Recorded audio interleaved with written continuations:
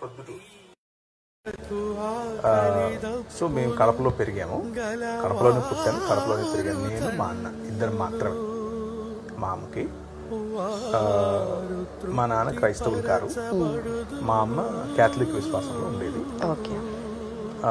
పెరిగేటప్పుడు Catholic విశ్వాసంలో పెరిగాం, కానీ ప్రభువుని తెలుసుకున్న తర్వాత మా అమ్మ మేమందరం కూడా మా పూర్వీకులు ఎట్లయితే క్యాథలిక్ కారో అలాగే ఇవాంజలికల్ విశ్వాసానికి మళ్ళీ వచ్చాం.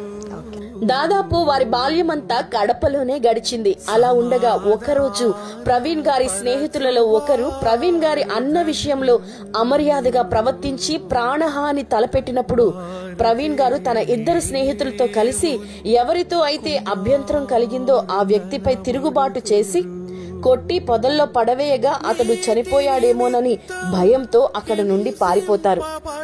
ఆ వ్యక్తి చనిపోలేదు అన్న సంగతి తెలుసుకున్న తర్వాత బంధువు సహాయంతో సంధి కూర్చుకుని అనంతరం ఒక బరువైన స్వరం ప్రేరేపించుట ద్వారా ప్రవీణ్ గారు కడపను వదిలి హైదరాబాద్ పట్టణానికి వచ్చేస్తారు.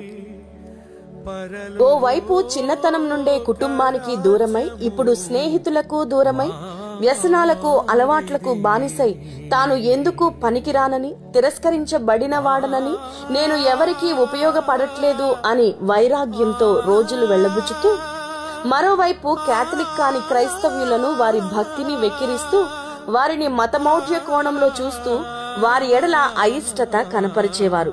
యూత్ మీటింగ్ కి నన్ను పిలిస్తే నేను వెళ్ళకూడదు అని అనుకున్నా, కానీ బలవంతంగా ఫ్రెండ్షిప్ కారణంగా వెళ్లాల్సి వచ్చింది. నాకు ఇష్టం ఉండేది కాదు. ఈ క్రైస్తవులు, ముఖ్యంగా క్యాథలిక్ కాని క్రైస్తవులు చేసే పనులను నేను కొంచెం వెక్కిరించేవాడిని. నాకు ఇష్టం ఉండేది కాదు. ఏమేమి ఇష్టం ఉండేది కాదు? ఏది ఇష్టం ఉండేది కాదు. వాళ్ళ తెల్ల బట్టలు ఇష్టం ఉండేవి కాదు, వాళ్ళ హల్లెలూయాలు ఇష్టం ఉండేవి కాదు, వాళ్ళు ఒక సాంప్రదాయం ఉండేది కాదు. ఎంతసేపు అది చేయొద్దు ఇది చేయొద్దు అనే జడ్జిమెంటల్ యాటిట్యూడ్ అనుకునేవాడిని. స్వాతంత్రం ఉండేది కాదు అనుకునేవాడిని.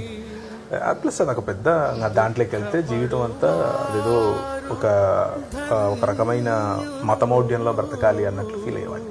నాకు ఇష్టం ఉండేది కాదు. సో వెళ్ళిన తర్వాత అక్కడ దేవుని వాక్యం నన్ను పట్టుకుంది. నీవు లోకమునకు వెలుగై ఉన్నావు అన్న మాట నన్ను పట్టుకుంది. అప్పుడు నేను నా జీవితాన్ని యేసు ప్రభువునే అనుసరించాలి, ఆయన చూపిన మార్గంలోనే నడవాలి అన్న నిర్ణయంతో నేను యేసును వెలుస్తున్నాను. క్రీస్తును స్వరక్షకునిగా అంగీకరించిన తరువాత కూడా మత మౌఢ్యం ఆయనను విడిచిపెట్టలేదు.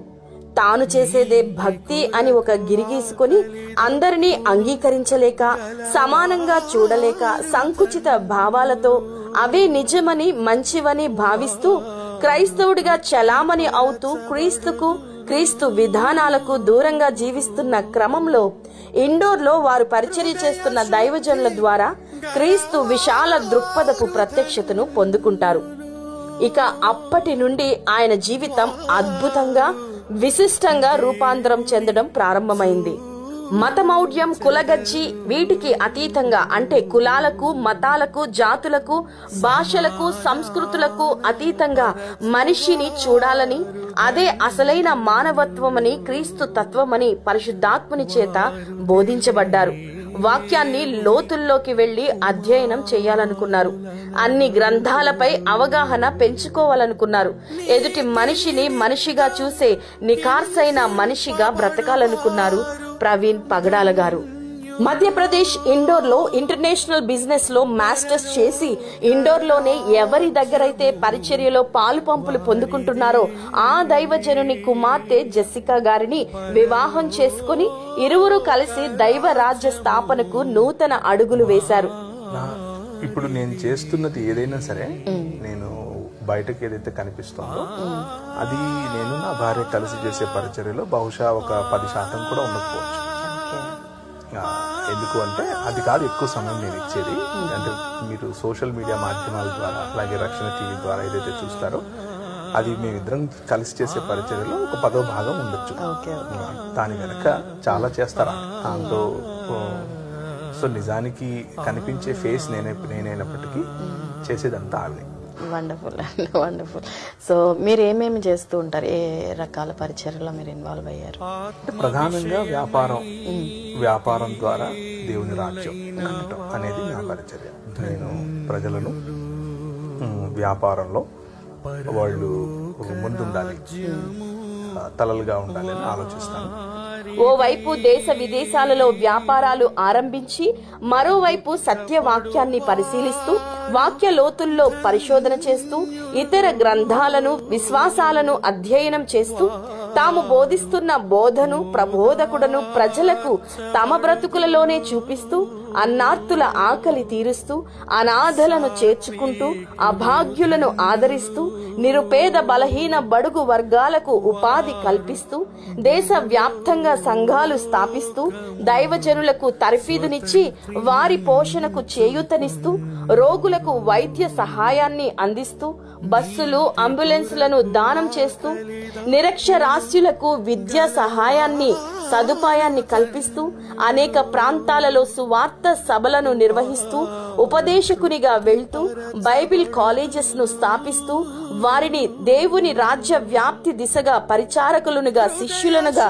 తీర్చిదిద్దుతూ యవనస్తులకు విడువబడిన వారికి కౌన్సిలింగ్ ఇస్తూ శరీర వైకల్యం ఉన్న వారికి ఉద్యోగాలు ఇప్పిస్తూ విధవరాండ్రను పరామర్శిస్తూ సాక్షి అపాలజెటిక్స్ టీం తరపున అనేక కార్యక్రమాలు నిర్వహిస్తూ రక్షణ టీవీలో ఇగ్నైట్, తీర్మాన గడియ మరియు అసలైన ప్రశ్న సిసలైన జవాబు ఆయా ప్రాంతాల్లో రక్షణ టీవీ నిర్వహించిన సువార్త సభల్లో ప్రసంగిస్తూ భిన్న అంశాలపై పౌలు పంథాను అనుకరిస్తూ సామరస్య డిబేట్స్ ను తనదైన శైలిలో పరిశుద్ధాత్మ జ్ఞానముతో చేస్తూ దైవ కృపలో విధేయత విశ్వాసాలను అలంకరణగా ధరించి లక్షలాది హృదయాలను వారి స్వచ్ఛమైన నవ్వుతో గెలుచుకున్నారు మన దైవజనులు ప్రవీణ్ పగడాల గారు.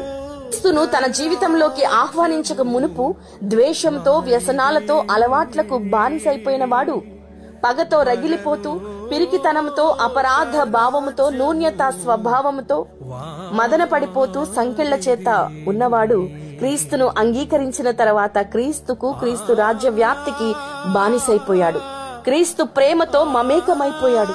అచంచలమైన ధైర్య సాహసాలను కూడగట్టుకుని మరణానికి సైతం భయపడకుండా రోషముతో క్రీస్తు కోసం నిలువబడ్డాడు. ప్రవీణ్ కుమార్ పగడాల ఉన్నత వాక్య క్రైస్తవ లోకానికి దేవుడిచ్చిన విలువైన పగడం. బహుభాషా కోవిదుడు, బహుముఖ ప్రజ్ఞాశీలుడు, నిరంతర విద్యార్థి, తత్వవేత్త, వేదాంతి, పేదల పెన్నిధి, అన్నదాత, ఓ గొప్ప రచయిత, సాటిలేని ధీటైన వక్త, అలుపెరుగని సువార్త యోధుడు, విజ్ఞానం, విజ్ఞత, వివేకం, విశ్వాసం, క్రమశిక్షణ, నిబద్ధత, క్రైస్తవ హుందాతనం ఆయన సొంతం. ఆయన అలుపెరుగని శ్రామికుడు, నిజమైన శిలువ సైనికుడు. ఆ సైనికుడు 2025వ సంవత్సరం మార్చి 24వ తేదీన సరిగ్గా నెల క్రితము పరిచర్యకు ప్రయాణమై వెళ్తుండగా శ్రమల గుండా ప్రభు దగ్గరకు హతసాక్షిగా వెళ్లిపోయాడు. తాను చనిపోయి కూడా సువార్తను కోటాను కోట్ల మందికి విస్తరింపచేస్తున్న అమర సువార్తికుడు, ఆధునిక మిషనరీ, సంఘ సంస్కర్త మన ప్రవీణ్ కుమార్ పగడాల. తాను జీవించినంత కాలం తన జీవితంలో తను లేడు. తను మరణించిన సమయంలో తన ఆర్తనాదాల్లోనూ తను లేడు. తన మరణానంతరం సైతం రగిలిన సువార్త సంస్కరణలోనూ సంఘ ప్రక్షాళనలోనూ తాను లేడు. అడుగడుగున తన రాజైన క్రీస్తునే లోకానికి చూపించాడు. ప్రతి రంగంలో, పార్లమెంటులో సైతము క్రైస్తవుడు ఉండాలని విప్లవాత్మక జ్ఞాపికగా చరిత్రలో నిలిచిపోయాడు. ఆయన మరణం కాదు, అది గొప్ప విజయం, సువార్త ప్రభంజనం. క్రైస్తవులందరిలో ఐక్యతను పెంచింది ఆయన మరణం. ప్రాంతాలకు, విశ్వాసాలకు, సిద్ధాంతాలకు, సంస్థలకు, మతాలకు, కులాలకు, సుపరిచితులకు, అపరిచితులకు గొప్ప స్ఫూర్తిని నింపింది ఆయన మరణం. దేవుని విశ్వసనీయత, దైవజనుని విధేయత, దేవుని కొండంత కృప, దైవజనుని ఆవగింజంత విశ్వాసం ప్రవీణ్ పగడాల గారి జీవన్ మరణములు. పాపపు ఏలుబడిలో ఏ ప్రసంగీకుడు పరలోకాన్ని గురించి ధైర్యముగా ప్రసంగించలేడన్న సంగతి ప్రపంచం మర్చిపోయిందేమో. ప్రవీణ్ గారి జీవితాన్ని బట్టి, మరణాన్ని బట్టి, మరణానంతరం వారి ద్వారా రగిలించబడిన ఈ ఐక్య జ్వాలను బట్టి, ఈ మంటను బట్టి సమస్త మహిమ, ఘనత, ప్రభావములు దేవునికే కలుగునుగాక. వారి మట్టుకైతే బ్రతుకుట క్రీస్తే, చావైతే లాభమే. మరి మన మట్టుకైతే ఆలోచన చేద్దామా?